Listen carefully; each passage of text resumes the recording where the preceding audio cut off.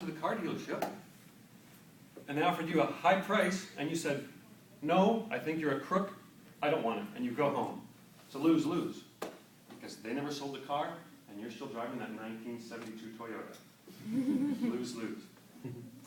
So when you go and negotiate in any situation to ask for what you want, you have to know what you want.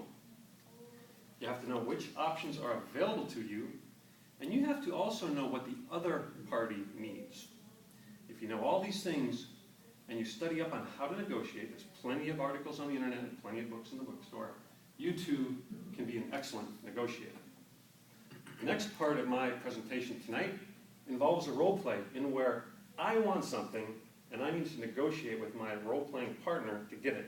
So Kristen DeLuca, if you could come up here, and we'll do our little role play for tonight. The scene is, I'm casually going grocery shopping. And I'm coming out of the grocery store, and I run into Kristen DeLuca, who I haven't seen in a while, but I do know her from Toastmasters. Hey, Kristen, how you doing? It's been a long time. Wow, you look fantastic today. Thank you. You know, I saw you give a speech a couple of weeks ago. I swear, it's one of the best speeches I've ever seen. You have so much talent, it's crazy. Thanks, Ed. That's really nice of you to say. You're welcome. May I ask why you're in Publix with a briefcase? Oh, actually, it's not a briefcase. This is my little doggy bag. I have a little dog in here. You never seen this before? Yeah, come on out of here, little guy. See, this is my dog, Jackson. Do you like dogs? Yeah, here, you can hold them. Yeah, go ahead and hold them. Oh, baby, hello. Oh. You like dogs? So pretty. I love dogs. I wish we could have one, but... Let me ask you something.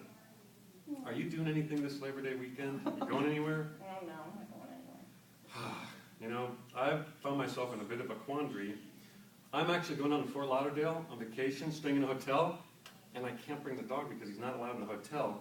So I was wondering if you would be interested in watching my dog for a few days. Could you do that for me?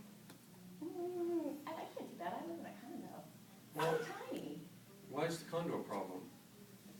The condo's small? Very small. Yes, I know you're small, but I don't think I can keep a dog in a condo. You know, this dog is so darn small, he only actually needs about 200 square feet, which is about half the size of this area here. That's all he needs for exercise, so the space is definitely not a problem. Aw, you're so cute. But I wouldn't be able to stay with him the whole time, because I mean, I've got to go do some things I wouldn't even know I'll be home.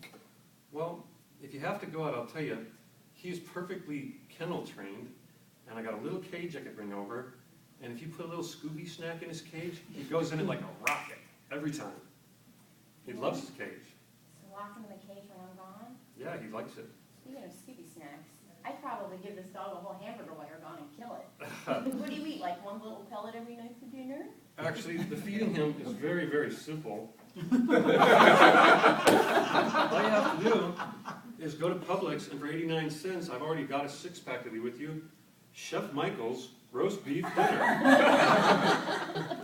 So all you have to do is pop the top on this, and he goes to town. He loves it. So feeding's not a problem. Is there any other reason that you couldn't watch him?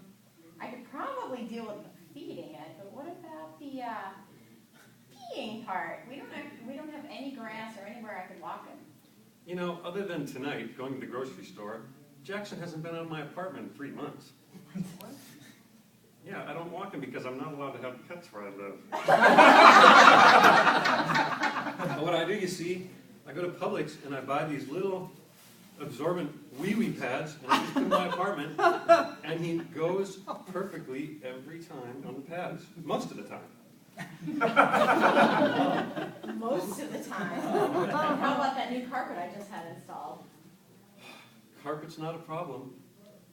Every once in a while, Jackson, he's very small. He does the best job that he can.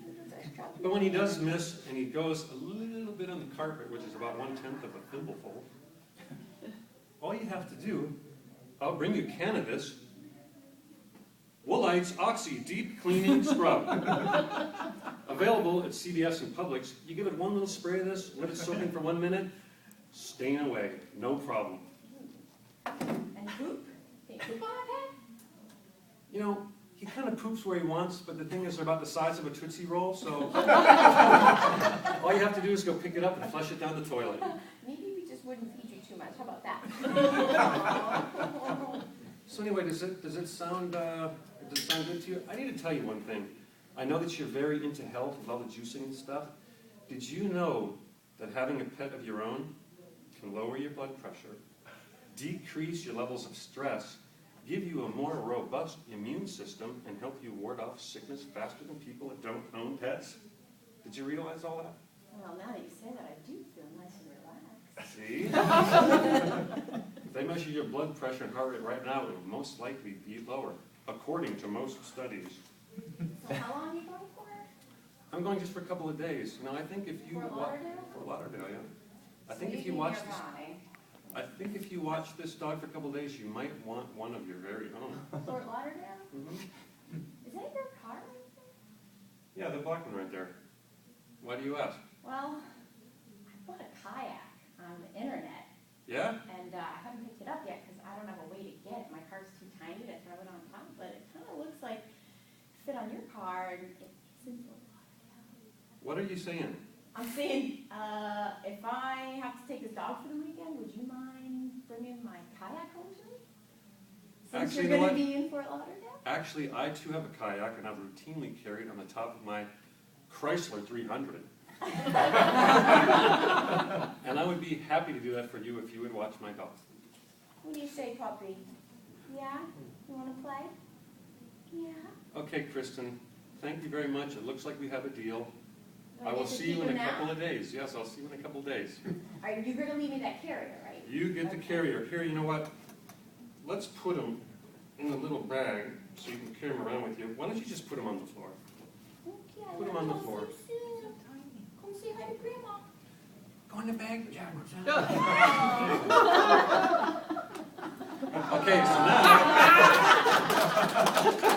now, Kristen goes away. I get my dog back. Everything is fine. I see her a couple of weeks later. Kristen, how are you doing?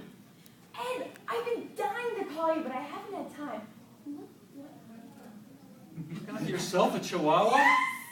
I love Jackson so much, and we had such a nice time together, and you really taught me something. I can totally manage a dog in my life, even in the condo. I got the same little pee pads, everything you taught me was awesome.